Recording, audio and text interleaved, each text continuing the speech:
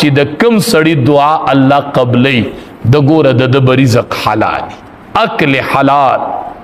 دا بنیادی خبره ده بنیادی خبره عبادت رستو ده او اکل حلال چې ده دا مخکې حلال رزق دا مخکې ده خپل بچو لوزان له حلال مزدوری ګټل دا ضروری خبره صحابی نبی کریم صلی الله علیه وسلم سره میلاو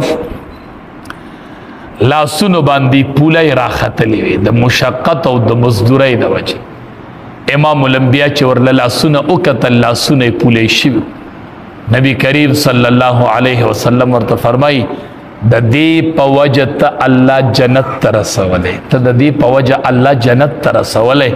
چې ته حلال مزدوری کوي او استاد هغې د وجې نه لاسونه پولای شو اکل حلال دی ته وایي ښه یو بلیږي سار نواله ماښامه پورې به هغه دیاړي کوي په دې غرمو اب 2000 روپۍ ونه ګټي او دی به موبایل ته ناستي او په موبایل به ماښام د 100,000 روپۍ وګټي پیسې به ډېرې خو چې حلالې نه دي ته مه زیرېږئ ښه چا چې حرامه نوڼۍ وخوړله د دې ډوډۍ د وجې نه د ده په دې وجود کې یو اندام جوړ شو اندامونه جوړېږي که نه ډوډۍ سړی خوري نو اندامونه غټېږي که نه نو نبی علیہ السلام فرمائی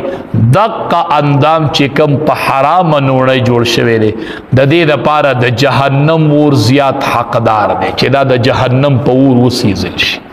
دا به د جهنم په اور سیزل شي چې کم اندام په حرام نوړی جوړ شوی دی په حرام مونږ خو سودونو جوارو کې لګیا یو تاسو لږ کتابونه وګورئ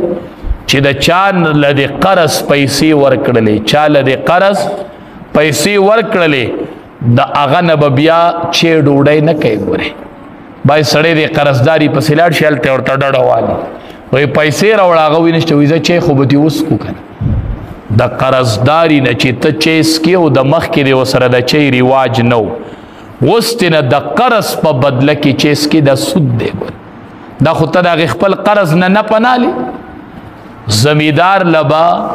دانی ورکی زکات نو بیا به ټول فصل سنبالي 3-4 ورځې به بیا هغه کار نه راغواړي ته د ده نه دا کار د څه په بدله کوي ځکه چې زکات دې وله ورکړی ځکه چې صدقه دې وله ورکړې ده هر قرض چې هغه په ځان پسې نفع راکاږي دا سود دی فهو ربا دا سود دی سود نن سبا د سود دوړې الوتي دي ښه د سود دوړې الوتي دي ځان بچ کوئ ځان د قرضداري سره بیا چای ډوډۍ مه کوه چې کله ترې نه قرض پیسې دې وله ورکړه بس بیا د هغه نه نفع ماله نو دلته به له دې قرض ورکې بیا به ترې کله ګاډۍ بوځي کله یو شي کله بل شي هر څه ځان ته روا کړي وایي ولې دته زما قرض پیسې دکاندار له به پیسې قرض ورکې اسې شیزونه به ترې بیا راوړي او ارزان به یې ترې راوړي وایي دته زما قرض دی او دا سود دی دا سود دی اکل حلال دا بنیادی خبره ده د چا رزق حلال نه الله د عبادت نه قبلې عبادت نه قبلې نو اوله خبره ابو سعید خدری رضی الله تعالی عنہ فرمای چې رزق حلال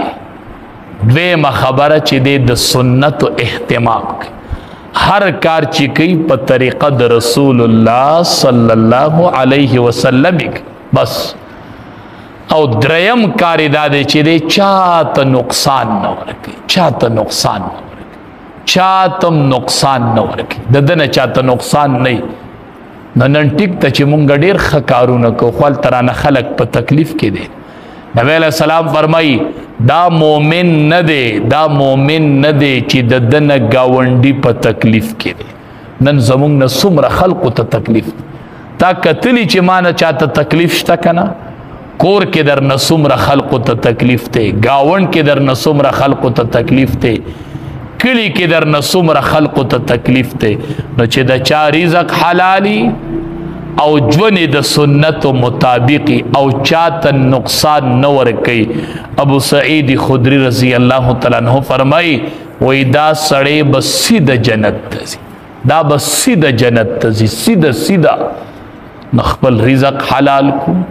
ژوند د سنت موافق کو او چاته نقصان نه ورکوي کوشش کو هر سړی ته نفع ورکو خو چاته نقصان نه ورکو رب العالمین دې د عمل کولو توفیق راکړي. واخر